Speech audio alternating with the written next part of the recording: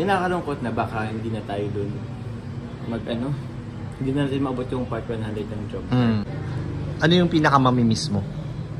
Yung banding namin talaga ni Carla eh. Although, makapag-banding naman talaga kami kahit walang Sabagay, parang di naman kayo masyado affected doon.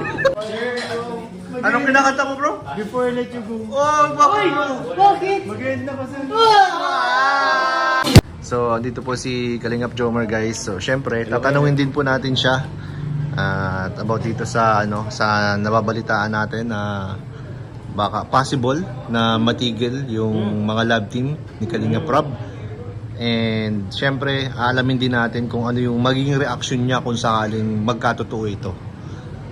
Ayan. Ano Kuya Nel?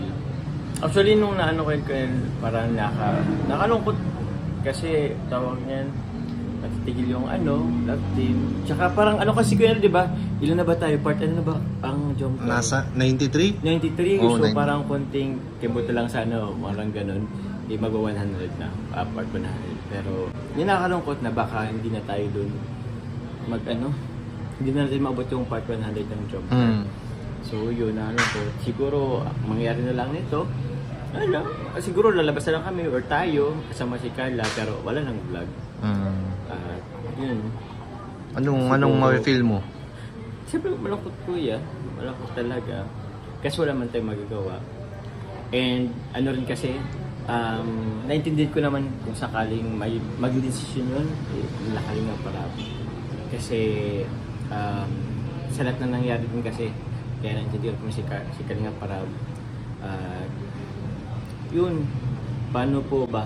Siguro, Palagay mo sa sa nangyayari, may possibility talaga na ma-stop ba? may possibility Kuya, pero feeling ko maging possible siya, pero hindi na yung reason is hindi dahil dun kay MG.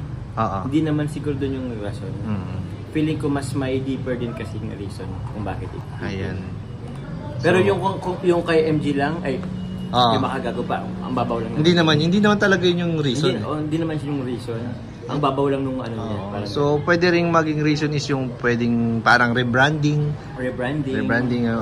bagong mga ano ba to? Adventure, ganyan.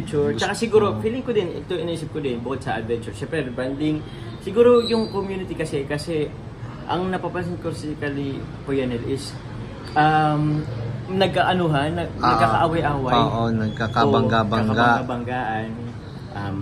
Ito, ito kasi mas gusto nila yung isang love team na ganito. Parang So, nagiging toxic siya. Nagiging toxic kasi yung community. Kumbaga nawawala yung respeto. Parang yun yung nagiging isang reason siguro, Isa sa naisip ko, possible na naisip din ni Kalinga pag na reason Kuya. Tsaka yun. Yun talaga. Para sa akin lang. Pero bro ang kung sakaling may stop ang mga love team ng Kalingap ni Kalingap Rob, ano yung pinakamamimiss mo? Yung samahan, tapos syempre, Sa inyo? Sa amin na Carla. Oo. Yung banding namin talaga ni Carla eh. Although, makapag-banding naman talaga kami kahit walang Sabagay, parang di naman kayo masyado affected doon. Feeling ko Kuya, ang maapekto lang yung viewers. Yes, pero kami is, same lang din, labas, live sa labas, vlog, hindi naman sa vlog, pero kain, dinner, C3, baka nga mag-C3 din naman kami, wala namang doon, kaso di nga lang iba vlog na or makasama natin sa live. Yes. So, malakakalungkot lang, syempre. Yung mga viewers, ang feeling ko medyo maapektuhan. Opo. So, ayun. Salamat bro. Salamat. Pinagbigyan mo ako dito sa sa topic natin ngayon. So, maraming salamat. God bless bro. Ingat palagi. Ingat kayo palagi ni Carla. Thank you. Ingat po.